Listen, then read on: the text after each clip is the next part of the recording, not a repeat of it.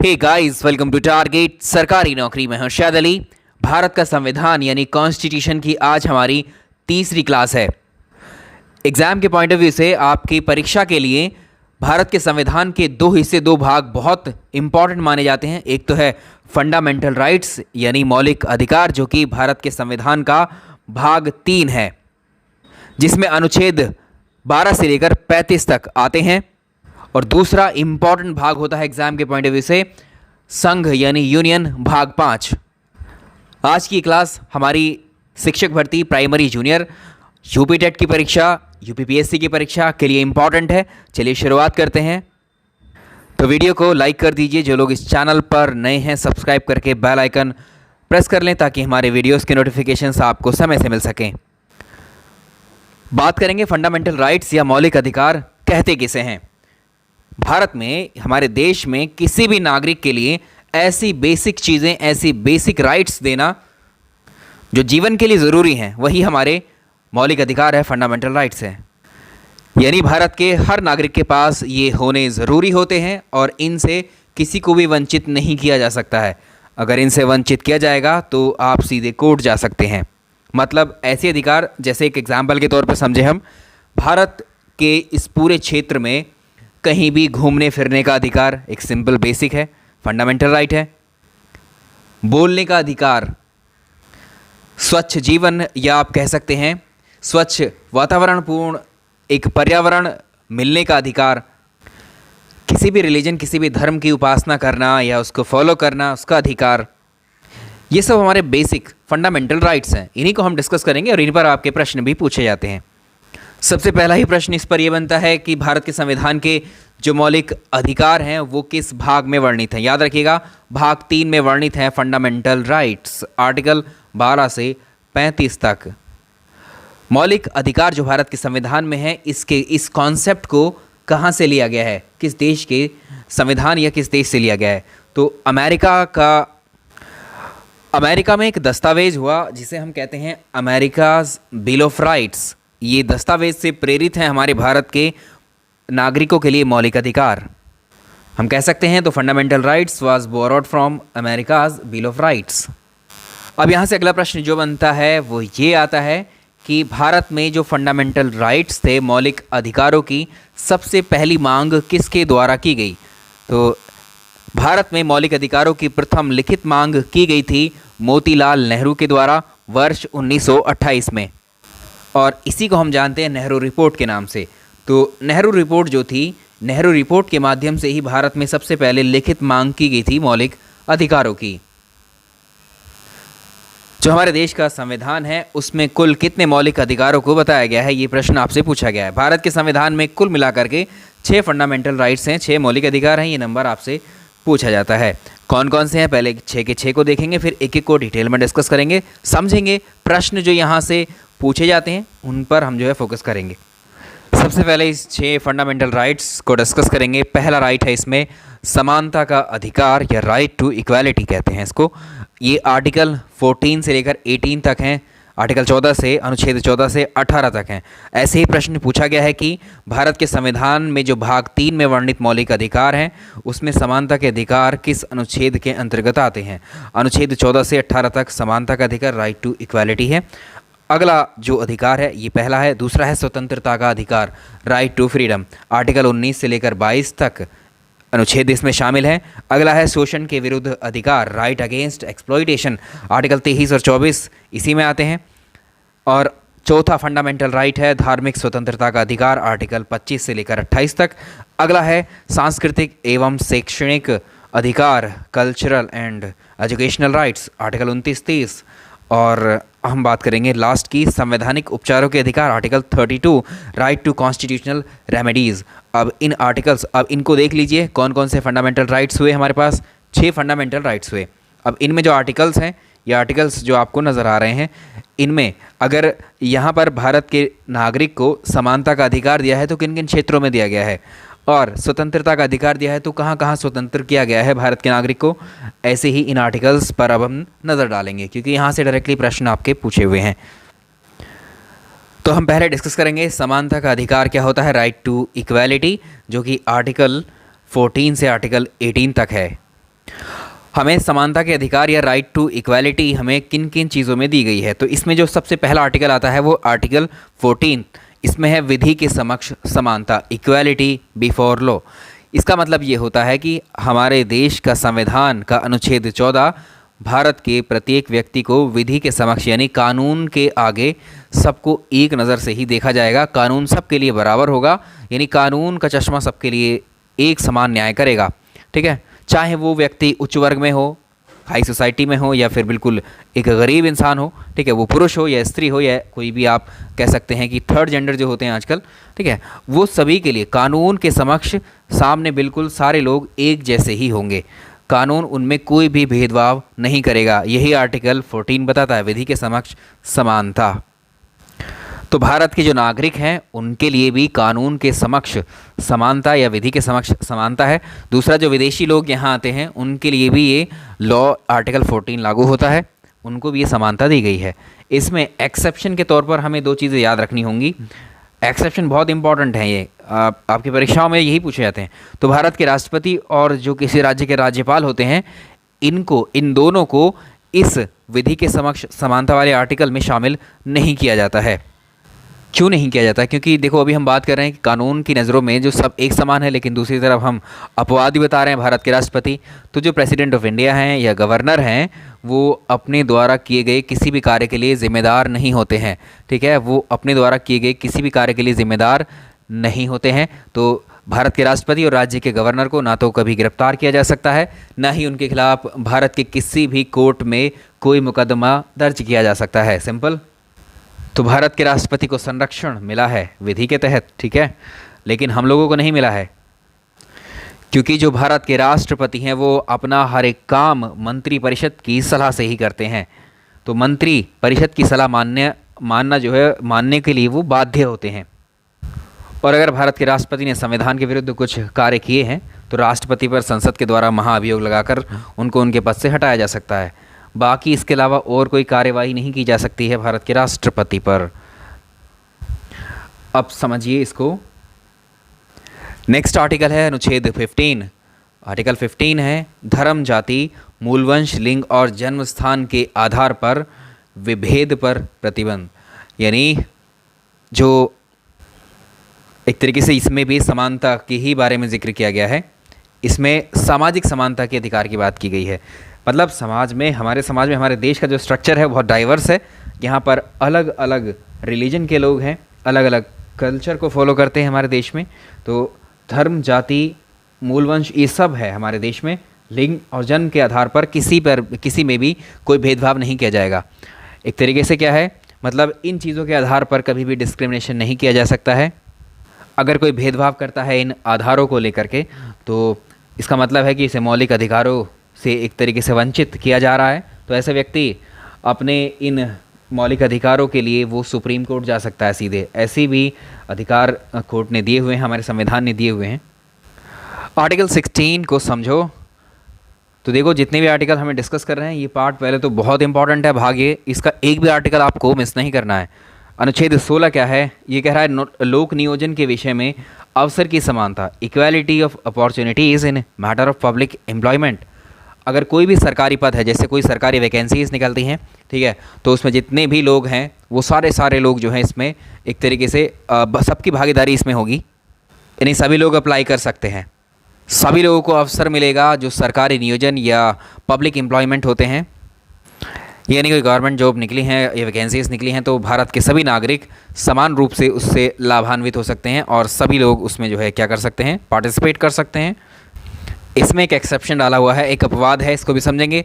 Article 16 का जो 4th article है, आर्टिकल 16 4th जो है, इसमें क्या है, लोक नियोजन के अवसर में जो अनुसूचित जाति हैं और अनुसूचित जनजाति हैं इनको आरक्षण दिया गया है। रिजर्वेशन फॉर एससीज and STs in public employment, ये किस आर्टिकल में है, ये सवाल आपसे पूछा हुआ है, ठीक है, इसको याद रखिएगा। एस सी एस टीज़ को जो पब्लिक एक तरीके से एम्प्लॉयमेंट होती हैं, सरकारी नौकरियां हैं, उनमें किस आर्टिकल के तहत उनको आरक्षण दिया गया है? ये आर्टिकल 16 क्लॉज 4 में है।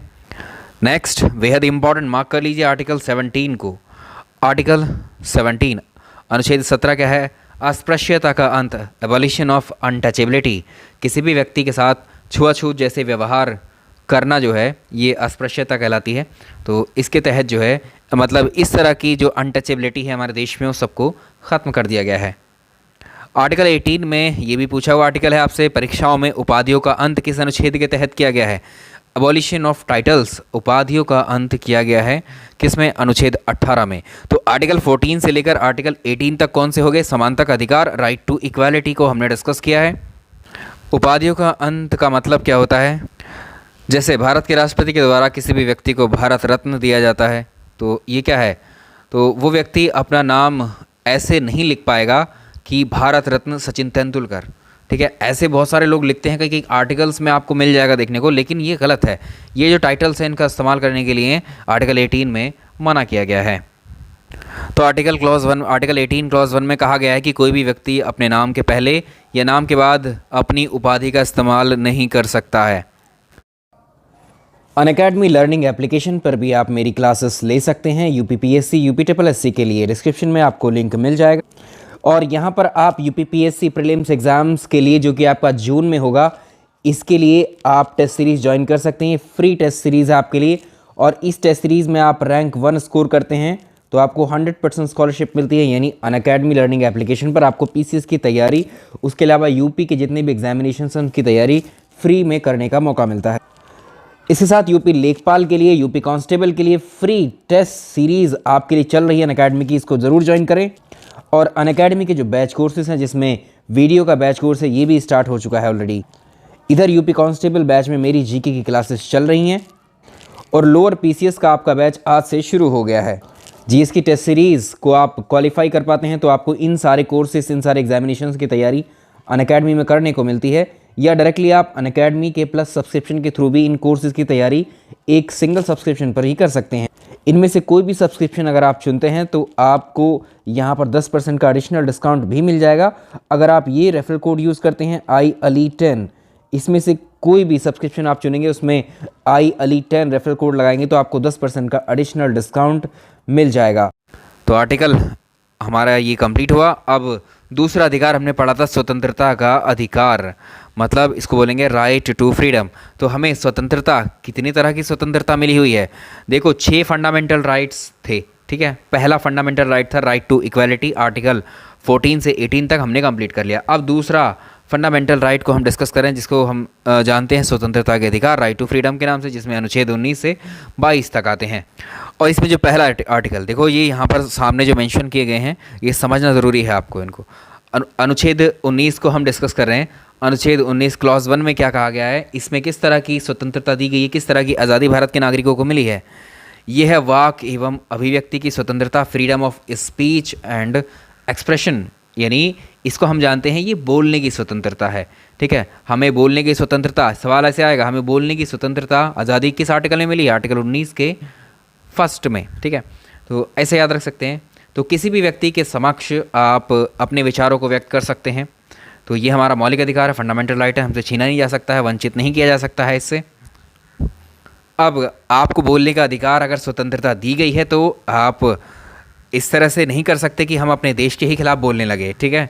देश की गरिमा को हम ठेस पहुंचाएं, ऐसा भी नहीं है, ठीक है। बोलने के अधिकारों में थोड़ा हमको संयम बरतना होगा। भड़काऊ भाषण नहीं दे सकते हैं, ठीक है, बोलने के नाम पर, जिसमें देश की एकता, अखंडता डिस्टर्ब होती हो, ऐसी बातें नहीं बोली जा सकती हैं इस आर्टिकल के तहत। तो इसमें कौन कौन सी आती हैं? अब देखो यहाँ से प्रश्न बने हुए हैं इस वाले आर्टिकल 19 क्लॉज 1 से। यहाँ पर जो प्रश्न पूछे गए हैं आपसे परीक्षाओं में ये कि प्रेस की जो स्वतंत्रता है, प्रेस की जो स्वतंत्रता है, प्रेस क्या मतलब है? बोलने की आज़ादी है, अपने विचार, भाई सभी व्यक्तियों के विचार जो भी प्रेस में या व्यक्त करता है वो सब अपने विचारों का ही एक तरीके से एक्सपेंशन कर रहा है। बोलने की आज़ादी का ही वो जो है एक तरीके से इस आर्टिकल का ही यूज़ कर रहा है। तो हम कह सकते हैं जो प्रेस की स्वतंत्रता है, फ्रीडम ऑफ प्रेस, प्रेस की आज़ादी जो है, प्रेस का काम क्या है? अपने विचारों को व्यक्त करना होता है, विचारों को दूसरे के, ठीक है। तो ये क्या है? फ्रीडम ऑफ प्रेस आएगा आर्टिकल 19 के क्लॉज फर्स्ट में। दूसरी, भाषण देने की स्वतंत्रता, फ्रीडम ऑफ एड्रेसिंग, भाषण आप दे सकते हैं, वो भी आज़ादी आपको यहीं से मिली है। फ़ोन टेपिंग के विरुद्ध भी अधिकार, आपका कोई आपकी बिना इजाज़त के आपका फ़ोन टेप नहीं कर सकता है। अगर भारत सरकार को लगता है कि ये ज़रूरी है तो भारत सरकार ऐसा कर भी सकती है। यानी जब तक कोई आपराधिक मामला दर्ज ना हो तो ये आपका मौलिक अधिकार है कि आपके फ़ोन को कोई टेप नहीं कर सकता है। ठीक है, अगर आप पर आपराधिक मामले दर्ज हैं तो न्यायालय से निर्देश के द्वारा ही इन्वेस्टिगेशन के पर्पज़ से ये आपके फ़ोन की टेपिंग की जा सकती है। तो ये पूरी तरह पॉसिबल है, किसके द्वारा? ये पुलिस सिस्टम के अंतर्गत चला जाएगा। ठीक है, तो यहाँ पर हमें अधिकार मिला है, विरोध करने की स्वतंत्रता भी हमें मिली है। ठीक है, आप फ्रीडम ऑफ प्रोटेस्ट कर सकते हैं। ठीक है, विरोध अपना जता सकते हैं अगर किसी चीज़ से, आप किसी बात से आप असहमत हैं। शांति की स्वतंत्रता भी है, फ्रीडम ऑफ पीस। झंडा फहराने की स्वतंत्रता, आप देख सकते हैं किस किस तरह की स्वतंत्रताएं हमें मिली हुई हैं। तो आर्टिकल 19 का क्लॉज 1 हुआ ये। और नेक्स्ट हम बात करेंगे आर्टिकल 19 का क्लॉज 2, यानी 19 आर्टिकल चल रहा है ये। 19 के आर्टिकल में पहला आर्टिकल, दूसरा आर्टिकल, तीसरा आर्टिकल, सब आर्टिकल कह सकते हैं, सब क्लॉजेस कह सकते हैं। तो आर्टिकल 19 का क्लॉज 2 में क्या बात की गई है? शांतिपूर्वक एवं निशस्त्र सम्मेलन करने की स्वतंत्रता दी गई है। यानी आपको अभी जो स्वतंत्रता है, फ्रीडम, आज़ादी किस किस तरह की दी गई है हमें? कहीं पर भी आप सम्मेलन कर सकते हैं, मीटिंग कर सकते हैं, 2, 4, 10, 15, 20 जितने भी लोग चाहें कर सकते हैं, लेकिन शांतिपूर्वक होनी चाहिए, कंडीशन है उसमें। निशस्त्र होनी चाहिए, कोई भी शस्त्र या यहाँ पर कोई भी हथियार वगैरह नहीं होने चाहिए, शांतिपूर्वक होनी चाहिए। ठीक है, वहाँ पर कोई भी व्यक्ति हथियार लेकर नहीं जाएगा, हथियार लेकर जाना पूरी तरह से प्रतिबंधित है। तो ये शांतिपूर्वक और निशस्त्र मतलब बिना हथियार के। ठीक है, बिल्कुल शांतिपूर्वक ये चलना चाहिए। तो ऐसी आज़ादी दी गई है। आर्टिकल 19 का 3 में देखेंगे, संघ बनाने की स्वतंत्रता। कोई भी व्यक्ति जो है एक तरीके से कोई भी संघ बना सकता है, यूनियन बना सकता है, ग्रुप, बहुत सारे लोगों का ग्रुप मिलकर के एक संघ को फॉर्म कर सकता है। ये भी मौलिक फंडामेंटल राइट्स में ही आता है। नेक्स्ट वन देखिए, आर्टिकल 19 का 4, भारत राज्य क्षेत्र में कहीं भी विचरण करने की स्वतंत्रता। भारत के किसी भी राज्य में आप जा सकते हैं, घूम सकते हैं। ठीक है, तो ये सारी जो है ये प्रतिबंधित, जहाँ पर सरकार ने कुछ एरियाज़ को बैन किया है, प्रतिबंधित किया, वहाँ नहीं जा सकते, बाकी आपके लिए पूरा इंडिया खुला हुआ है। ठीक, आर्टिकल 19 का क्लॉज 5 में जाएंगे, भारत राज्य क्षेत्र में कहीं भी निवास करने की एक तरीके से स्वतंत्रता, आवश्यकता नहीं, यहाँ पर होगा स्वतंत्रता। भारत के किसी भी क्षेत्र में, पहले क्या होता था, जब तक जम्मू कश्मीर राज्य था उस वक्त वो बाकी किसी राज्य के व्यक्ति को या नागरिक को वहाँ पर वो अपनी ज़मीन नहीं खरीद सकता था। ठीक है, घूम फिर सकता था। ठीक है, लेकिन अभी यहाँ पर क्या है, भारत के किसी भी राज्य क्षेत्र में निवास करने की स्वतंत्रता तो पहले भी थी उसको, लेकिन अब वहाँ पर ज़मीन भी खरीदी जा सकती हैं किसी दूसरे राज्य के व्यक्ति के द्वारा। नेक्स्ट वन देखें, व्यवसाय की स्वतंत्रता, फ्रीडम ऑफ ऑक्यूपेशन। भारत के प्रत्येक नागरिक को अपना व्यवसाय करना, कोई भी कारोबार वो स्टार्ट कर सकता है, उसे पूरी छूट, पूरी स्वतंत्रता है। आर्टिकल नंबर नेक्स्ट देखें, आर्टिकल नंबर 20, इनको समझना बहुत ज़रूरी है। देखो नंबर आर्टिकल में क्या है और क्यों है। अपराध के संदर्भ में दोष सिद्धि में संरक्षण मिलता है, इसमें protection in respect to conviction for the offences. अब एक सवाल आता है कि जब नेशनल इमरजेंसी की घोषणा की जाती है हमारे देश में, राष्ट्रीय आपातकाल लगाए जाते हैं इन केस ऑफ इमरजेंसी, तो कौन सा आर्टिकल है जो सबसे पहले टर्मिनेट किया जाता है या उसको रद्द किया जाता है, छीन लिया जाता है? कौन सा फंडामेंटल राइट ऐसा है? तो इसको याद रखेंगे। आपातकाल की जैसी घोषणा होती है तो सबसे पहले जो है आर्टिकल 19 जो हमने भी पढ़ा है, आर्टिकल 19 सबसे पहले टर्मिनेट होता है इमरजेंसी की कंडीशन में, वो छीन लिया जाता है भारत के नागरिकों से। ठीक है, आर्टिकल 19 में क्या पढ़ा है हमने? स्वतंत्रता। जब भाई देश में इमरजेंसी लगी है, बिल्कुल लॉक हुआ है पूरा कंट्री, तो आपको विचरण करने की, घूमने की, भारत के किसी भी क्षेत्र में जाने की, व्यवसाय करने की, ये सारी स्वतंत्रताएं ऑटोमेटिकली ख़त्म कर दी जाएंगी। ठीक है, तो ये याद रहेगा आपको, राष्ट्रीय आपातकाल के दौरान कौन सा आर्टिकल है, कौन सा अधिकार है जिसको निरस्त किया जाता है, वो है आर्टिकल 19। ठीक है, इमरजेंसी के केस में भी कौन सा आर्टिकल ऐसा है जो कभी भी निरस्त नहीं होता है? एक आर्टिकल 20 है और एक आर्टिकल 21 है, ये दोनों ही हैं, इनको याद रखेंगे। अब 20 को समझ लेते हैं। आर्टिकल 20 में कुछ 3 प्रोविज़न किए गए हैं। कोई भी व्यक्ति है, अगर उस पर कोई भी व्यक्ति है, कोई भी अपराध का चार्ज उस पर लगता है या कुछ ने अपराध किया है तो मामला दर्ज हो जाएगा। उस कंडीशन में उसको पूरी तरह से जो मौलिक अधिकार हैं उनको भी वंचित नहीं किया जाता है, मतलब उसको एडिशनली जो उसके मौलिक अधिकार हैं, मतलब दोष सिद्ध होने पर भी उसको और दिए जाते हैं। जैसे उसे किस तरह के अधिकार मिलेंगे? मान लें किसी व्यक्ति पर एलिगेशन लगाए गए, अपराध सिद्ध, अभी अपराध किया है किसी ने और किसी व्यक्ति को मान लिया गिरफ्तार किया गया है, अपराध सिद्ध होने से पहले किसी व्यक्ति को अपराधी घोषित नहीं किया जाएगा, ना ही उसको अपराधी माना जाएगा। मतलब किसी पर संदेह है, संदेह में उठाया गया है, कोई क्राइम किया गया है, उस क्राइम में किसी व्यक्ति को उठा लिया गया तो जब तक वो क्राइम प्रूफ नहीं हो जाता, अपराध सिद्ध नहीं हो जाता, तब तक उस व्यक्ति को अपराधी नहीं माना जाएगा। ठीक है, एक तो इसमें ये स्वतंत्रता मिली है, एक संरक्षण मिला है एक्चुअली ये। ठीक है, दूसरा है एक अपराध के लिए एक व्यक्ति को एक ही बार सज़ा का प्रावधान है। व्यक्ति की एक अपराध के लिए केवल एक ही बार दंडित उसे किया जाएगा, मल्टीपल टाइम्स एक ही सज़ा, एक ही अपराध की अलग अलग सज़ाएँ नहीं दी जाएंगी। तीसरा है इसमें किसी भी व्यक्ति को अपराध के खिलाफ, किसी भी व्यक्ति को अपने ही खिलाफ कोर्ट में गवाही देने के लिए बाध्य नहीं किया जा सकता है। ठीक है, फोर्स नहीं किया जा सकता है। तो ये आपको अधिकार मिलता है आर्टिकल 20 में। तो चाहे आपातकाल की कंडीशन क्यों ना हो हमारे देश में, व्यक्ति का आर्टिकल 20 कभी भी नहीं छीना जाता है, इसको याद रखेंगे। ठीक, आर्टिकल 21 क्या है? प्राण एवं दैहिक स्वतंत्रता का अधिकार। वेरी वेरी इंपॉर्टेंट हैं दोनों ये आर्टिकल्स। तो इसमें क्या है? Protection of life and personal liberty. कहने का मतलब हमारे जीवन का जो प्रोटेक्शन, हमारे जीवन का जो प्रोटेक्शन है। दैहिक स्वतंत्रता का मतलब है फिजिकल लिबर्टी हमें। ठीक है, पर्सनल लिबर्टी। इसी स्वतंत्रता के अंतर्गत हमें क्या क्या चीज़ें शामिल की गई हैं? एक तो आर्टिकल 21 में ही हम बात कर रहे हैं। ठीक है, प्रोटेक्शन ऑफ लाइफ, या इसको ही हम बोलते हैं right to life. Right to life article 21 को ही कहा जाता है जीवन का अधिकार। तो ये जीवन जीने की स्वतंत्रता है इस आर्टिकल में। एक जीवन जीने के लिए आपको स्वच्छ वातावरण की ज़रूरत होती है, जीवन की रक्षा करने का अधिकार आपको है, आपकी जो प्राइवेसी है, आपका जो स्वास्थ्य है, इन सबको अच्छा रखने का, अच्छा पाने का ये आपका अधिकार है। प्रदूषण मुक्त इन्वायरमेंट आपको मिले, ये आपका अधिकार है। सूचना का अधिकार इसी के अंतर्गत है। ठीक है, ये सब ऐसे ही मिल जाएंगे इसमें। अब हम बात करेंगे किसकी? इम्पॉर्टेंट पॉइंट है और इम्पॉर्टेंट आर्टिकल है जो आर्टिकल 21A है। आर्टिकल 21A में क्या बताया गया है? 6 वर्ष से लेकर के 6 वर्ष से 14 वर्ष के बच्चों को निःशुल्क और अनिवार्य शिक्षा देने का प्रावधान किया है। ये पहले संविधान में नहीं था। मौलिक अधिकारों में ये आर्टिकल 21 नहीं आता था पहले। इसको 86 वह संविधान संशोधन अधिनियम 2002 में आया था। इसके तहत जोड़ा गया था। अनिवार्य शिक्षा का अधिकार बच्चों का मौलिक अधिकार बताया गया है।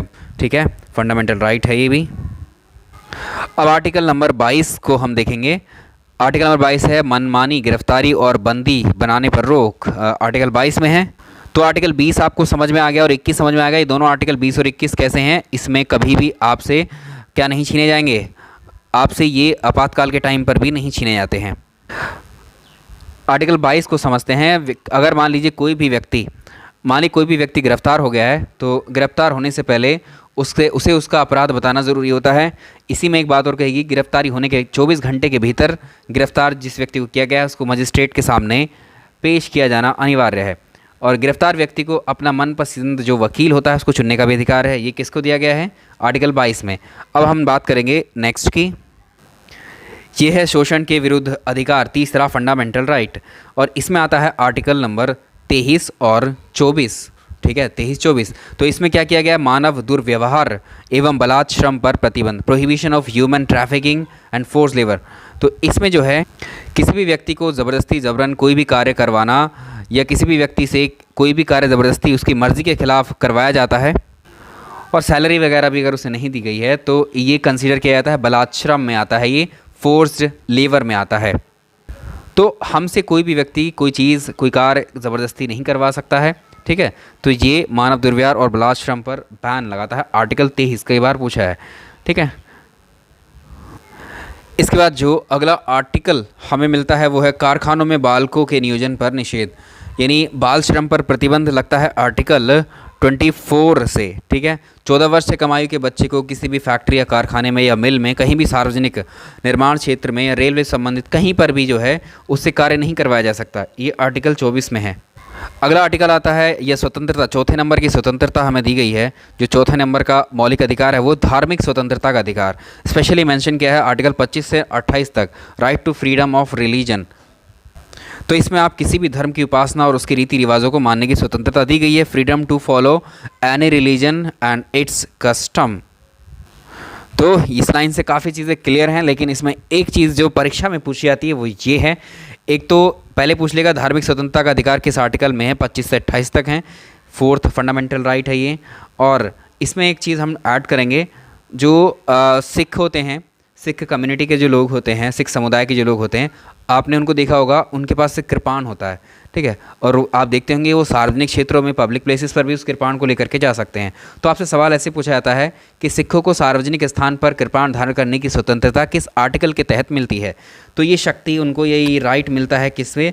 आर्टिकल 25 के अंतर्गत। तो अनुच्छेद 25 के तहत सिख समुदाय का व्यक्ति सार्वजनिक स्थानों पर कृपाण धारण कर सकता है, ठीक है। अन्य किसी भी कम्युनिटी के व्यक्ति को इस तरह की आज़ादी नहीं है, नहीं अलाउड किया जाता है, ठीक। आर्टिकल 26 कहता है किसी भी धार्मिक सम्मेलन एवं कार्यक्रम के आयोजन की स्वतंत्रता है। जैसे अलग अलग धर्म हैं, अपने धर्म के प्रचार प्रसार के लिए धार्मिक आयोजन किए जाते हैं, तो किसी भी धार्मिक कार्यक्रम का आयोजन करवाया जा सकता है। ये आपका फंडामेंटल राइट है, इससे किसी को वंचित नहीं किया जा सकता है, ठीक है।